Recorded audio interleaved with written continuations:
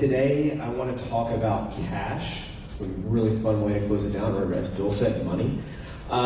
Before I get into it, I need to take you real quick back to about a year ago. I was at an event very much like this, about 20, 30 CEOs in a room, and I was asked to do a talk on financial projections. I do the talk. It was really, really good, I thought. And then I step off the stage kind of to the left, walking back, and I see this like one CEO do like a beeline to me. I was like, oh man, he wants to talk. This is a new client, come on, let's go. And his name's Tony. We're gonna talk about Tony a little bit today. He proceeds to come right up to me, shakes my hand, and he just shoves his iPhone in my face. He says, hey, that was a great talk, but this is how I do cash management. And it was a picture of a piece of scrap paper, and it had 3 numbers on it. Bank balance, AR, AP. And Tony, he proceeds to tell me, hey Jim, I've been running my business for 20 years. I do about $12 million a year in sales. My entire cash management system is based on this daily text I get from my bookkeeper on a scrap piece of computer paper, texted to me at 8 o'clock every morning. I said, man, you got to figure it out.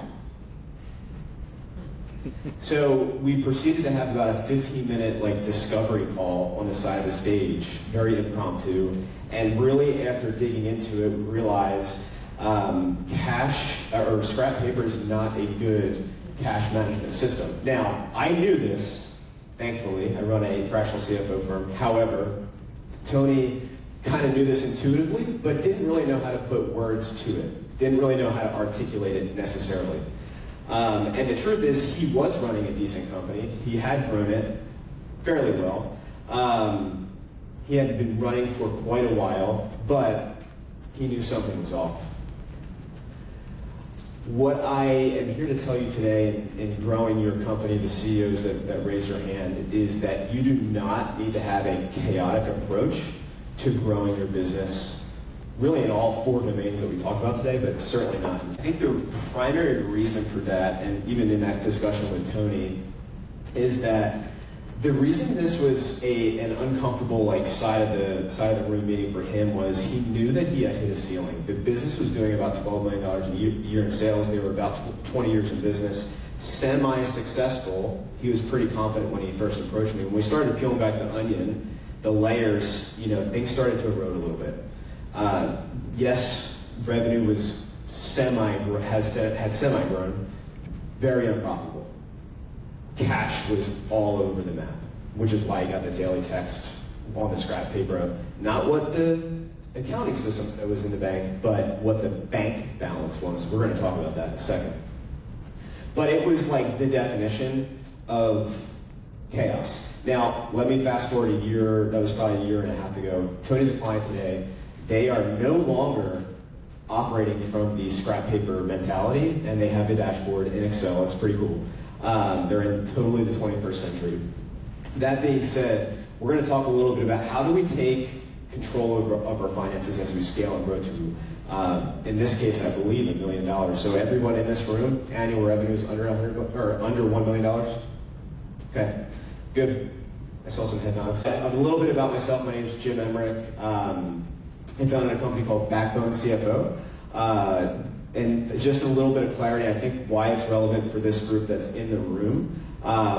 So number one, I was in the EOA program in 2024. I graduated. So the business, in our 3rd year of business, we got past $1 million in sales, which is, as we're going to talk about, only essentially one element to business, but it was important.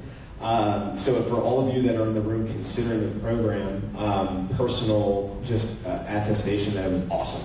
Highly recommended. We're kind of getting the 30,000 foot view of these 4 domains of the business. However, we're going to go a lot deeper in the next year and beyond. And the 3 other speakers, I forget their names, they probably touched on some of these books and referenced some of these things. They're fantastic resources. I highly recommend you devour them as you were leading your business.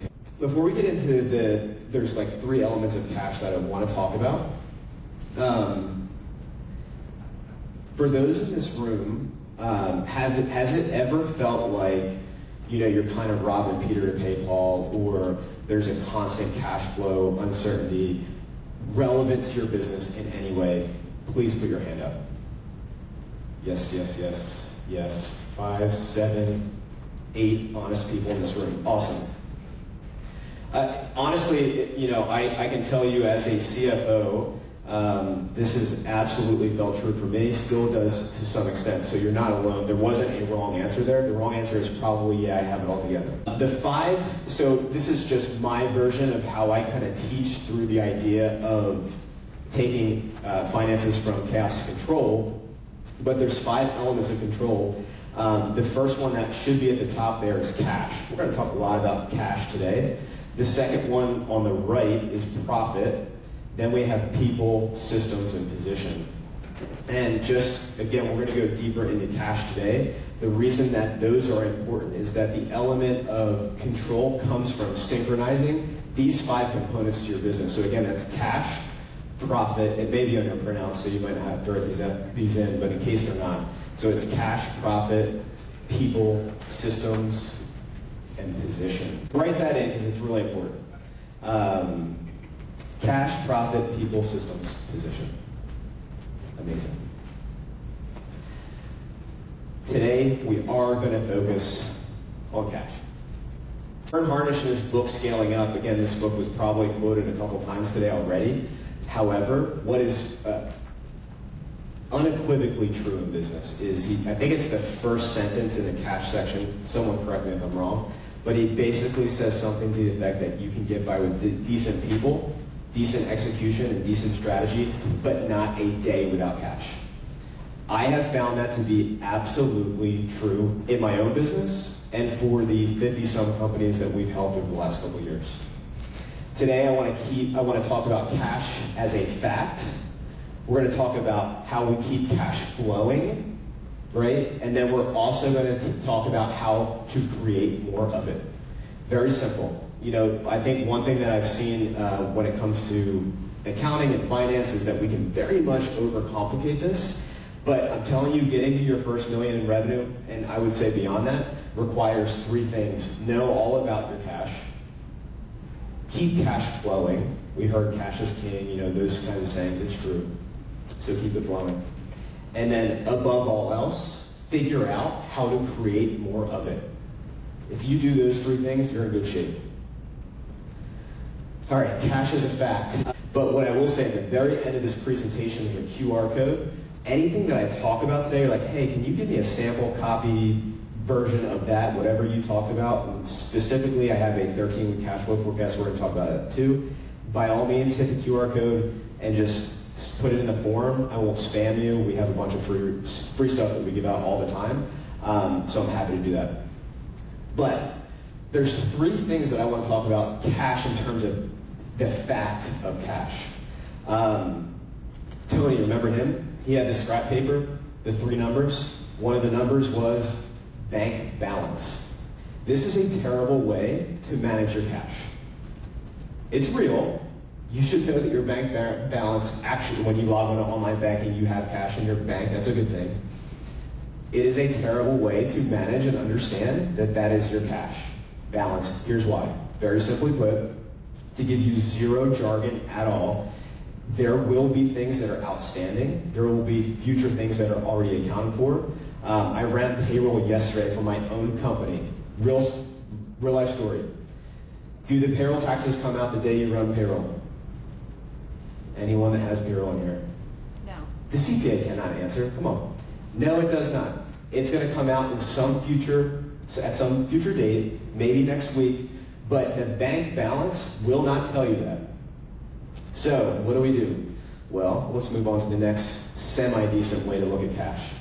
Balance sheet. Now, just as a quick, if you go to the full day cash and EOA, they do a very great job of breaking this down. But one of the financial statements that you should be aware of, everybody knows the profit and loss statement. I'm not even going to talk about it. But the balance sheet is one of the 3 top financial statements you have to be aware of. It's essentially a point in time of all your assets, all your liabilities, and your equity, cash being an asset.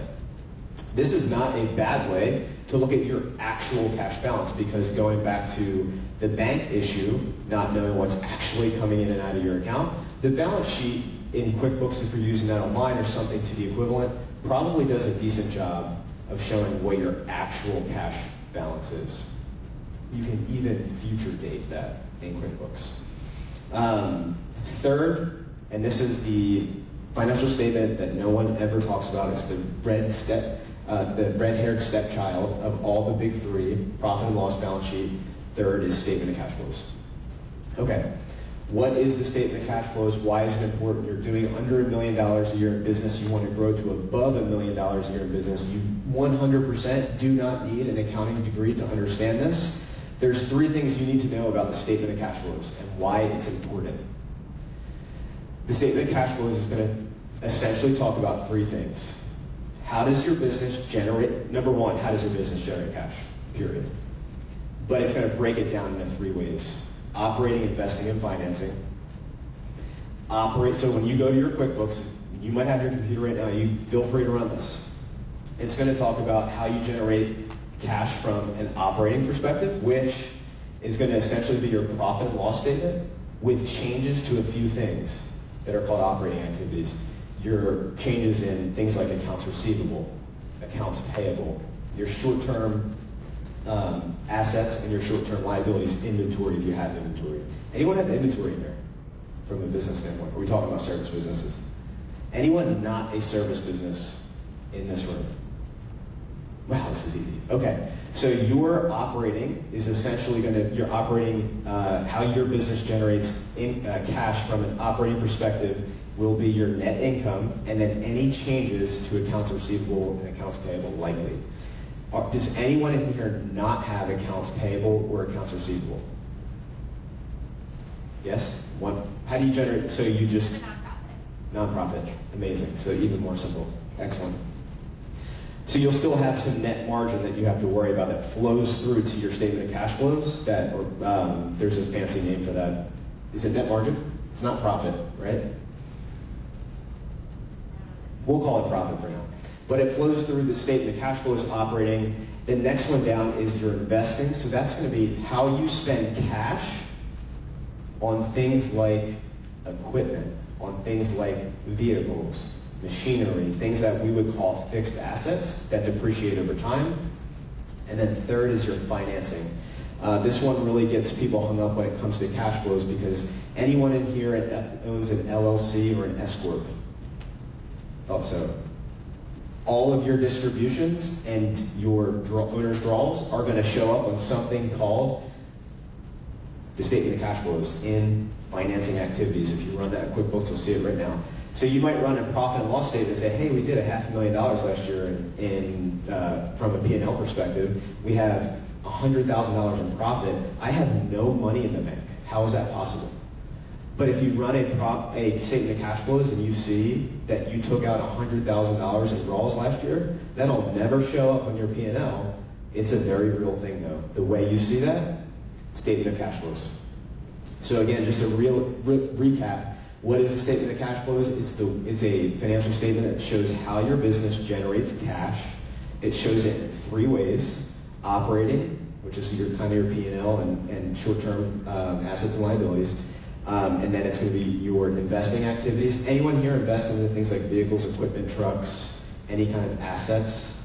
Yes? Okay, cool. So that's going to show up there, right? So hey, I have $100,000 in profit, but I bought a new truck. It's not going to show up on the P&L, right? It's going to show up on the balance sheet and the statement of cash flows. And then last but not least, for all you pass-through business owners, S Corps, LLCs, your draws, your distributions as owners that you take, if you take them, is going to show up in your financing section, along with anyone who's got debt, also going to show up there. Cool? Anyone look at a statement of cash flows? Be honest. Oh my goodness, 2. Let's go. Okay, I like it. Second thing is keep it flowing. Remember, how do I get from a under $1 million business to an above a $1 million business from a cash perspective? Do 3 things. Number 1, know the facts. We just talked about that. Number 2, keep cash flowing. This is the most important. Who's got a cash flow forecasting tool that they use every week in their business? Who has cash in their business? I hope every hand gets raised right now, right? Does anyone have cash in their business? Some. If you have cash in your business, I hope you do. If you want more cash in your business, I really hope you do. You need to do this today. You leave here today, you do nothing else, you create this, a cash flow forecasting tool. I have a free one. If you don't want to create one, I will email it to you. Please, if you take nothing else out of this conversation, you leave here, you talk to somebody in your organization or yourself or whatever, and you do this today. Because if you want to grow $1 million plus business, you have to get a handle on your cash. It is the number one reason businesses fail. Not because they don't have profit, not because they don't have customers. I believe the stat is 85% of all businesses that fail due to lack of cash. There's a Hormozy quote out there somewhere that essentially says stay in the game, right? The way to stay in the game, listen, the love language of business is one thing. Money. You said it right? We don't even need to talk about cash, we just need to talk about money. And the way to stay in the game is to always have cash.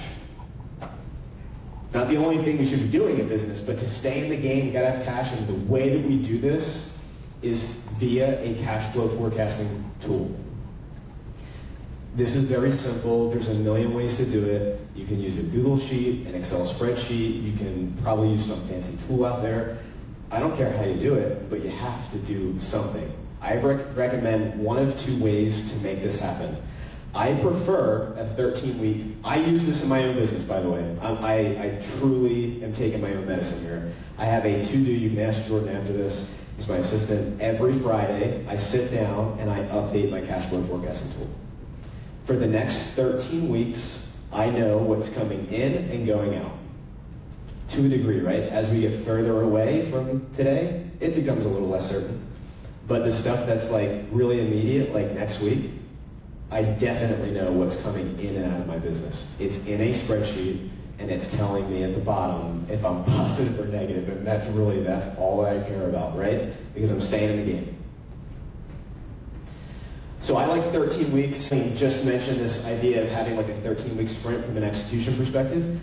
I totally agree. From a cash perspective, 13 weeks is a great way, in my opinion, to look out. The reason for that is you get a pretty good sense of what's happening in the next couple of weeks. You should know almost to the dollar what's coming in and out of your business. Beyond that, it's going to be a little bit more subjective, a little bit more gut feel. It's okay. Still go through the exercise. And the reason for that is when you do that, you're going to A, get better at forecasting, just naturally because you're going to do it. And then two, you're going to make proactive decisions because you're going to see gaps. You're going to see negatives. It's going to be red if you color code it, and that's okay because it's 12 weeks from now. So guess what you can do in the next 11 weeks? You can proactively make decisions to make it green or positive. You can get really proactive, but you have to be able to see it. Number one, you have to create the visibility, and then you have to leverage your different options. We're going to talk about some of that today in creating more cash. If you don't want to do a 13-week, okay, do something then. Do a month-to-month. Okay, so do a month-to-month. It's easier, it's less granular, it's less effective, but it's better than nothing. And I will tell you, like some of our larger clients, 10, 20, 30 million a year in sales, will go a month-to-month because they have a lot of cash, right? Things aren't changing week to week that much. But for a very small business, I think everybody in here can agree that from one week to the next, things can dramatically change. 13-week cash flow is a great way to solve that problem and ultimately to keep the cash flowing. All right, what should be in this thing? Two things. Cash comes in, cash goes out. There's no profit and loss, no balance sheet. I don't care about statement of cash flows. We're just going to talk about it in two big buckets, cash in and cash out. Cash in can come from revenue, of course, collections on accounts receivable, deposits on your new jobs, could come from savings, right? Maybe I'm the owner of the business, I have to contribute cash, it can come that way. Maybe you have a line of credit, you can pull from that. Cash can come from, maybe it's from your grandma. It can come from 1,000 different ways. Lay it on the left-hand side, and put it in, how are you getting cash this week? Be ultra granular, very, very clear about how it's coming in. And then cash does one other thing. I always like to say, listen, money has this incredible ability to grow wings and fly away. It just does, and you won't change that. So let's talk about the way it flies away. Cost of goods sold, which is your product or service, your job level costs. It's the very first thing that I would recommend you figure out on a week-to-week basis. What's leaving my bank account? I put these in a particular order. I need to make sure that I can keep my product, service, and jobs flowing because that produces revenue. It's the very first thing I'm going to fund.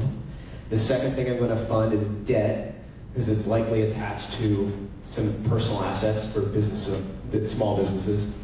I'm going to figure out my taxes, payroll taxes, income taxes, estimated taxes. There's a lot of taxes, but get up sales tax, get them all down. Don't get messed up with taxes.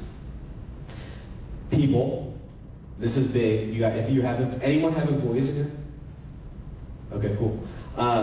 The fourth thing down is I would figure out how to make sure I'm keeping my employees paid. SG&A, overhead, whatever you want to call it, at the bottom. And then I do want to, on a week-to-week basis, understand how I'm saving, how I'm taking money out of the business from a draw perspective, if you're doing it that way. And I didn't put it here, but I would also at the very bottom, if you're paying down debt over and above your loan payments. It's a really good way to just visualize how you're paying down debt. This is my preferred way to track cash out. Recapping on keeping cash flowing. Commit to weekly. Make sure that you are facing the hard truth so that you can make proactive decisions. I see so many business owners get caught in decision fatigue because they don't want to face the facts that they're running out of cash. And all of a sudden, these things become issues very, very quickly. Namely, I see taxes just be an absolute issue in getting behind on loan payments because everybody wants to keep their people and everybody wants to keep cash flowing through cost of goods sold. I get it, but just face the hard truths. And if you do this from a 13-week perspective, in most cases, 9 times out of 10, I've seen most business owners be able to make proactive decisions to make sure this cash out is not a problem. Last one. So we talked about knowing cash, like the facts. We talked about keeping it flowing. Now somebody hopefully wants to create some more of it, right? There's a lot of ways and a lot of things we can talk about. In the cash day, I was going through it, and man, there's a lot of good stuff. Power of One, there's a lot of things that we can talk about. But I will tell you, I'm in this business. I probably talk to on the tune of 10 to 15 different business owners every single week, or somebody on my team. The number one issue that I see in small businesses today, there isn't even a close second, is pricing. Anyone here struggle with pricing? Cool. For real, this is a big problem because there's so much fear around this. There's a lot of uncertainty. There's a lot of issues around understanding the components that go into pricing. So I just want to talk about pricing because it is the number one way to immediately create more cash. You would keep the same amount of volume, you keep the same amount of clients, nothing else changes, all else equal. The best way, the fastest way to create more cash is to make sure that you're pricing correctly. Most time people are undercharging. So everybody likes a little framework, right? So fully ChatGPT'd this, 100%. But I took the inputs of things that our clients deal with every day of the week. 3 things, so just remember MAPS. This is about pricing. First one is market. We work with our clients to do 3 things. What is your market price for your product or service? You do need to understand from a benchmarking perspective where your price points are. Sometimes you have a lot of control on this. Sometimes in particular industries, it's regulated and you don't. Regardless, you need to know and be able to benchmark your pricing. The second one, the A, so that's N, market pricing. A, we're going to talk about your actual cost. This is, I would say, most people's biggest hang-up. I think most business owners kind of know their market. You know, they get an understanding. They know their competition. They know their price points. I think they can challenge, you all in this room can probably get your assumptions challenged a little bit, but most people know that.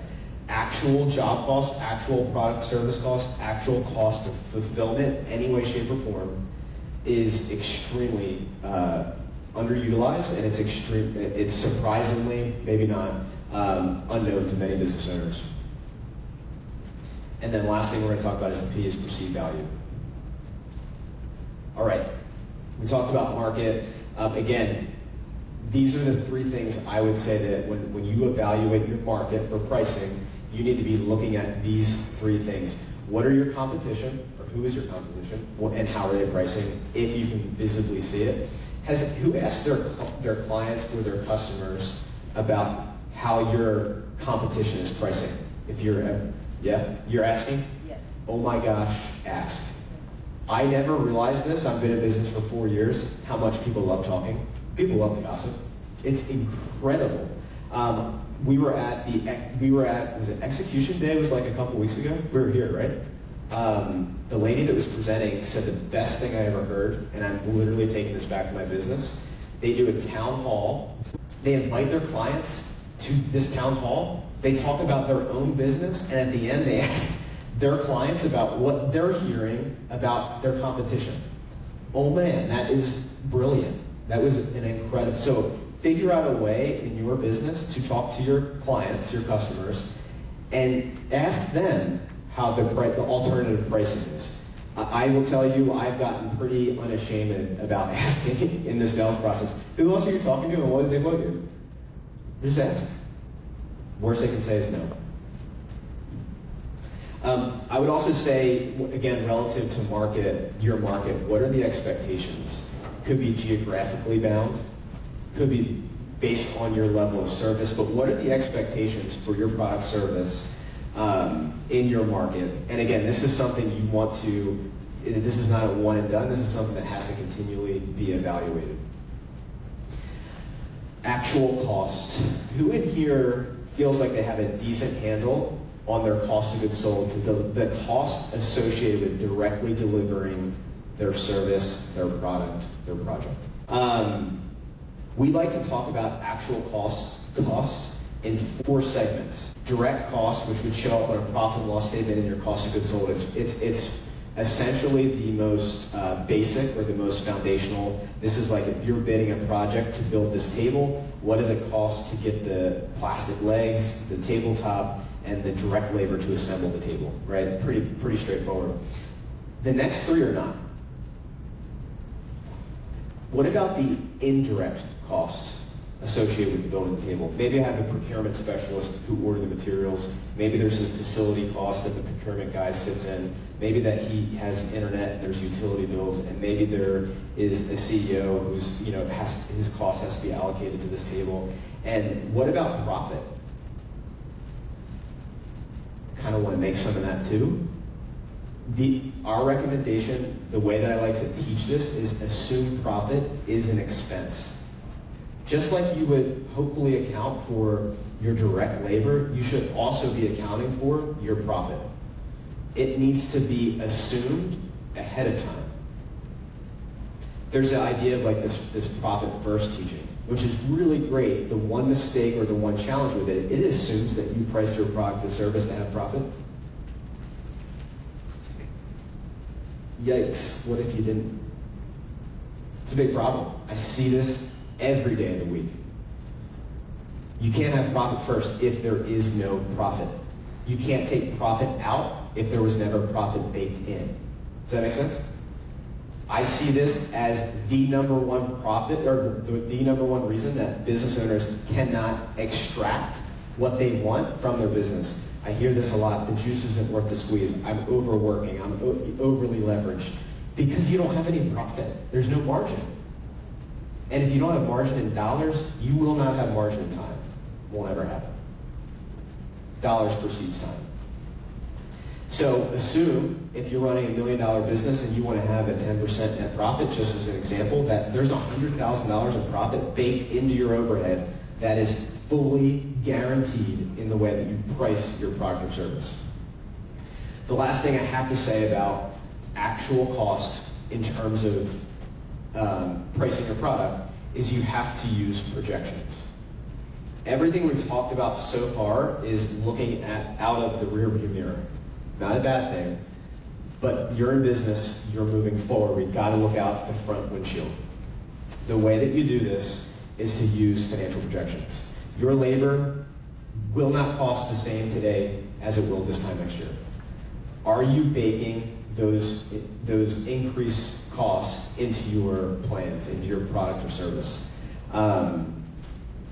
I hate budgets. I'm a CFO. I despise budgets. We never do budgets. I won't. If someone says, "Hey, can I pay you to do a budget?" I will gladly say, "Absolutely not." The reason is, businesses, small businesses in particular, are way too dynamic and quickly changing to waste any time doing a budget. Don't do it. You're wasting your time, unless you have a lot of time that you just need to waste. I would go play golf. But financial projections, on the other hand, are really valuable. So as unvaluable, is that a word? Unvaluable? Not valuable budgets are, projections are equally as valuable. What's the difference? A budget is static, a projection is dynamic. For a small business doing under $1 million a year in sales, I would highly recommend creating a dynamic projection that you update once per month. Doesn't have to blow your mind. This doesn't have to be a crazy long project. Simply put, what is my revenue? What is my cost of goods sold? All the things that we're talking about here, my actual costs, the profit, my draws, etc. And then project them out month over month for a year. Very simple. And then update that once a month. When you do that, you're answering all these questions right here. If you keep up with it, it is the secret to pricing accurately, is that you have an accurate set of financial projections that you can then leverage to update your pricing for your product or service. If you have a run rate of direct cost, indirect cost, and profit of $1 million a year as an example, I can much more easily price my product or service based on my expected demand, can I? But if those were all question marks, how could I possibly, I would be forced to leverage my competition and my market only. That would be my basis for understanding. Then you're entirely reactive to how you build your business. If you leverage projections, with actual costs, so take your actual costs today and then project them out once per month for the next, I don't know that far, for the next year, you will have a very real look at what the future holds. If you do that, you will have a very real look at what your actual costs are, thus giving you the exact information you need to better build out dynamic pricing. Last thing that we'll talk about, and this has no, I don't want to say that. This has a ton of value, but we're going to talk about perceived value. I love this quote by Warren Buffett: "Price is what you pay, value is what you get." I saw this recently, I believe from Alex Hormozy, like the best way to increase your value, listen to this, I've done this in my own business, the best way to increase the value of your product or service is to increase its price. Not the other way. Increase your price, then increase your value. First, increase your price. There is a psychological reality to pricing. There just is. It's weird. I don't even understand it all. I use this weird pricing mechanism myself in my own business. Everything ends with a 7 or a 9. It's weird. And when I started doing it, believe it or not, it had a positive impact on our acceptance rate. I don't know why. I keep wanting to justify that this is not real. Because I'm like, if it's $5,000 a month or $4,997, why does that matter? But it does. I don't know why, and I stopped arguing. Some of these things, again, are just best practices, but what I will tell you is from our own business, but then also working with clients, is that when price increases happen first, value tends to be driven after. Why? If I charge my client a premium of 20% versus whatever I used to charge, as a great business owner, I'm going to be very keenly aware of the value that I provide to that premium charge customer every time. And that's going to flow through me down to my team if I'm charging a premium. When I provide a product or service at a discount, am I inclined to provide high-level value? Of course not. It's a discount. You're immediately inclined to devalue and you de-incentivize the thing that you actually want, which is to provide more value. You don't actually want to just charge more. You want to provide more value. So in order to do that, you have to reverse it, charge more, thus you'll have more output and value. Don't be afraid to be premium in your market. Don't.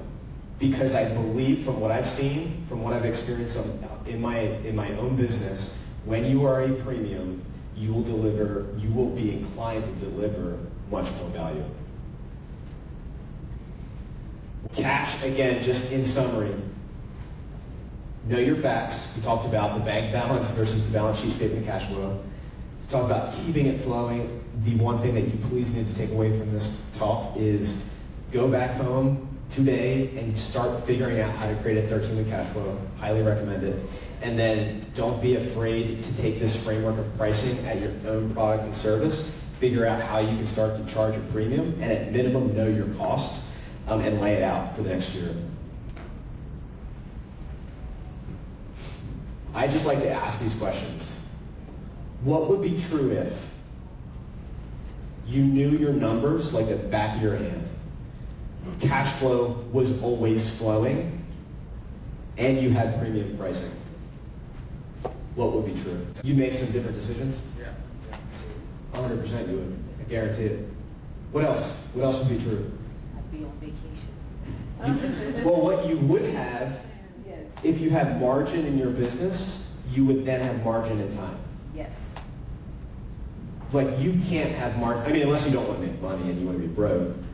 But if you want to have margin in your time, you have to have margin in your financial margin in your business. Anything else that would be true that's like completely obvious? You have business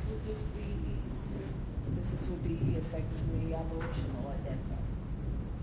If your cash flow was more- There's no wrong answer. Like, there's literally no limitation to answering this question correctly. So, yes, your enterprise value would go up dramatically, tenfold. Again, it is almost rhetorical. I want you to noodle on that. This is something you should go home and say, what would be true if I had premium pricing, I knew my numbers, and cash flow kept flowing? I will tell you one thing that helps me with the cash flow flowing. I sleep better at night. Like, there's no financial ramification of that other than I sleep better at night. Even when I know, oh my gosh, 8 weeks from now, I have a red or a negative, like showing at the bottom. But I have 7 weeks to plan for it. I'm pretty good at this. I can probably figure that out. Now, if it was next week, yikes, I'm probably not sleeping at all, and I'm going to be working 24 hours a day to figure out how to make that change, right? I'm going to have to go back to my wife and say, hey, we got to put some more personal cash in the business. She's going to flip out, right? So, but 7 weeks, I can go create another sale. Maybe I can increase pricing of my clients. Maybe I can do a project. Whatever it is, maybe I can reduce an expense. Maybe I can delay something. Maybe I can bring something forward that was previously booked out. I got a lot of options in 7 weeks. But again, next week, that's tough. So maybe you just sleep better like me. I like sleeping. There's a QR code. Again, the one thing that we give away a lot is that 13-week cash flow forecasting tool. I won't spam you, I promise. It is a Google sheet. It's not fancy. Or Excel. We have it both ways. But any questions? I mean, I'm here right now, so we'd love to answer any questions. Okay. Line of credit question. So over the past year, drew line of credit down about 80%. Sitting on some cash now, making only interest payments on it.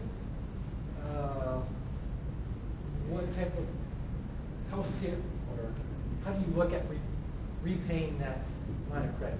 Is it an SBA 7A loan? The line of credit, it's associated with an SBA 7A loan. It is. Let's answer the fundamental. You need to have cash on hand. So cash on hand is a fundamental truth of business.